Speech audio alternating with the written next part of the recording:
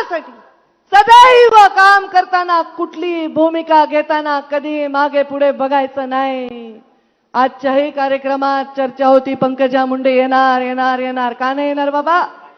सुरेशांना तुम्ही आपल्या जयदत्तचं लग्न केलं तेव्हा मला साडी घेऊन पत्रिका घेऊन आला होतात, तेव्हा मी आले. धाकट्याचं नाव काय? सागरचं करताल तेव्हा बोलवलं तर येईन बाबा, नाही बोलवलं तर नाही येणार.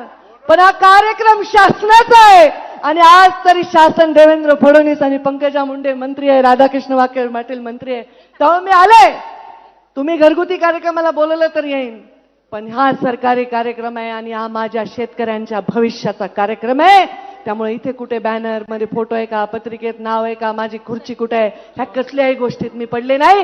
तुमच्यात जरी बसून मला बसता आलं तरी मी आले असते. पण माझंही भाग्य मोठं आहे ना, मी पण मुख्यमंत्र्यांची लाडकीच वाटते, कारण मी त्यांच्या हेलिकॉप्टरमध्ये आले. पण देवेंद्रजी फडणवीसांना मला सांगायचंय, बीड जिल्ह्यात जेव्हा 6 पैकी 5 आमदार निवडून येतात तेव्हा तुम्ही मुख्यमंत्री होता. बीड जिल्हा फार लकी आहे, कारण बीड जिल्ह्यामध्ये 19 मध्ये 14 मध्ये 6 पैकी 5 आमदार निवडून आले. आता आमचे सहकारी आमच्याबरोबर आहेत, आमच्याबरोबर राष्ट्रवादी आहे, अजितदादा पवारांचेही आम्ही आमदार आहेत. आम्ही मरमर करून काम करून